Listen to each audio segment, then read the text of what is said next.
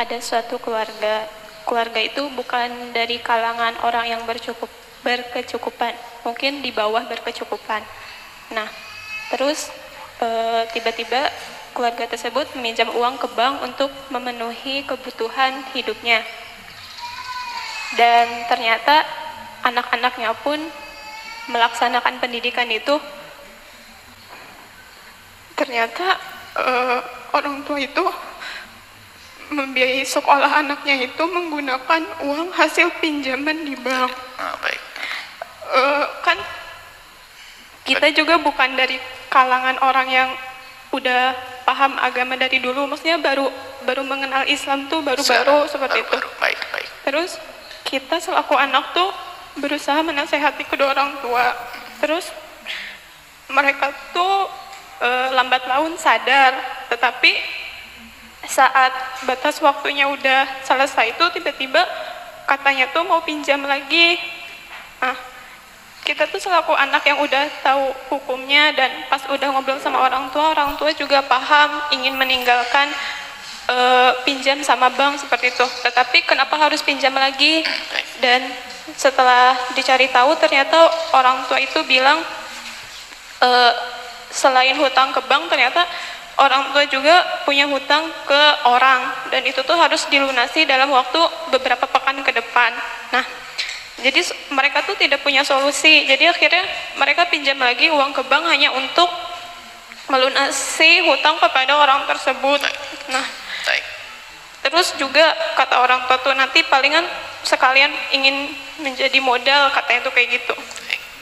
Jadi maksudnya kita sebagai anak yang mendapatkan biaya pendidikan dari harta riba itu hukumnya bagaimana? Terus kalau misalkan ngembaliin hutang pakai uang riba juga hukumnya bagaimana? Seperti itu. Terima kasih. Assalamualaikum warahmatullahi wabarakatuh. Assalamualaikum warahmatullahi wabarakatuh. Allah Maha Kasih.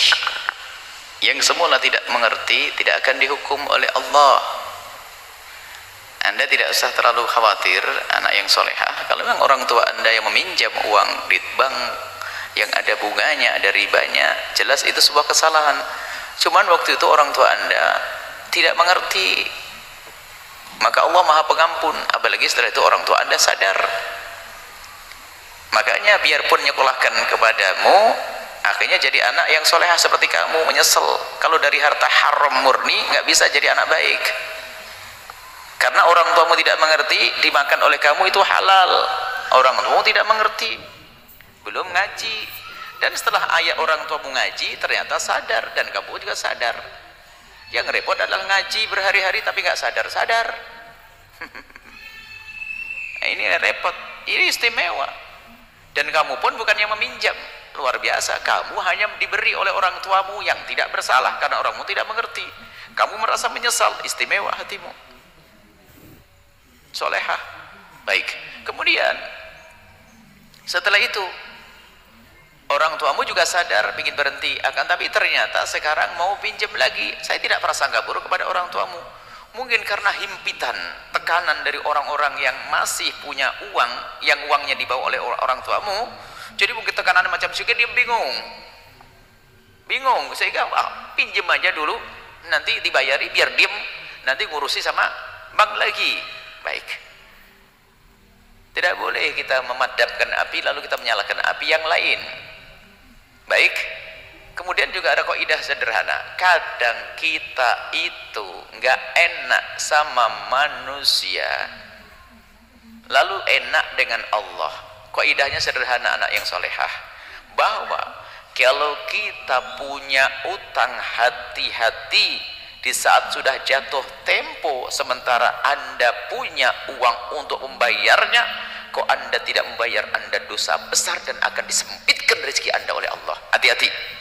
Dan barang siapa yang pinjam uang lalu terbetik di hatinya ingin tidak membayar, selamanya tidak akan ditolong oleh Allah. Tapi barang siapa yang meminjam karena hajat yang sesungguhnya dengan cara peminjaman yang benar, lalu dia ingin membayar, percaya Allah akan mudahkan, dan itu janji Allah. Maka kalau ada orang pinjam utang kok diam-diam ingin lari, tidak akan ditolong oleh Allah. Maka siapapun yang minjem utang jangan ragu untuk bikin catatan hitam di atas putih dan tanpa riba.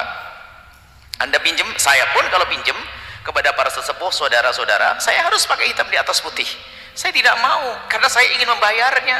Saya bukan ingin dibebaskan, saya ingin membayarnya. Biarpun pada suatu ketika nanti orang membebaskan, lain cerita. Itu kan Allah yang merakit hatinya. Tapi dari pribadi saya dicatat biar kalau saya mati ada tagihan. Kemudian saya diingatkan hitam di atas putih. Maka wajib ini kalau saya melakukannya sebagai kerinduan saya untuk selamat. Mencatat itu penting. Baik, kalau tidak dicatat nanti saya lupa, ditagih nggak sadar, dan kadang nggak dicatat aja, aduin aja kalau ke hakim kalau mau, nggak akan bisa karena nggak ada catatan. Lihat semakin jahat saya. Baik, dicatat, karena kalau sudah mencatat berarti saya rindu untuk membayar. Maka di saat saya rindu untuk membayar, maka ada pertolongan dari Allah. Kemudian, nah ini ayahanda anda. Kemudian sisi lain, kalau memang anda tidak punya duit dan benar-benar tidak punya duit, kemudian anda tidak bisa membayar hutang anda, maka wajib bagi yang punya uang untuk memberikan tempo tanpa ditambah. Fanadiratun ila maisarah. Itukah adab utang piutang yang indah. Tidak seperti cara pinjam meminjam dunia kafir, nggak bisa bayar, tambah denda. Waduh, serem banget. Dan itu ternyata bukan dunia kafir saja. Ada ustadz, saya lari dari riba, tapi pakai denda. Ya itu hakikat riba. Denda itu kan ganti waktu yang nggak bisa bayar. Denda. Riba sih haram, tapi kalau bisa bayar saya denda. Itu sama orang nggak mau makan nasi tapi masih makan lontong. Itu dipikir bener karena ngajinya setengah-setengah dia. Sama aja itu mendenda, itu hakikat. Sebab hakikatnya riba di situ. Nggak bisa bayar, aku kasih tempo tambah ya. Iya, itu riba. Ya itu bahasanya denda tadi. Denda utang tadi nggak dibenarkan. Kemudian lihat, kalau memang anda tidak mampu, orang tuamu benar-benar tidak mampu, tidak boleh memaksa. Dan bagi yang punya uang, tidak boleh memaksa orang untuk membayar. Memang dipaksa suruh nyuri, nggak boleh.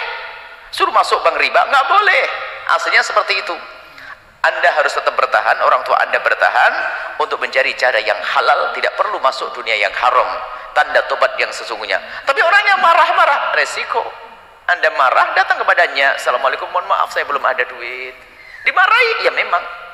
Tapi kalau anda lembut, dia nggak jadi marah. Kasihan betul itu orang. Baik benar, sudah waktunya tetap datang. Biarpun dia tidak bisa membayar, tapi datang minta maaf. Tidak seperti itu, sebelahnya itu sudah nggak datang. Nah ini anda dengan akhlak yang baik bisa lembut hatinya. Dan dengan jiwa besar orang tua anda datang kepada yang bersangkutan, lalu anda yakin kepada Allah, lalu tidak mengambil bank dari yang haram tadi, ingat Allah akan berikan pertolongan yang dahsyat. Paling tidak Allah tidak murka kepada anda. Itu saja. Jadi jangan bertahan. Anda tidak boleh menutup utang dengan cara yang haram.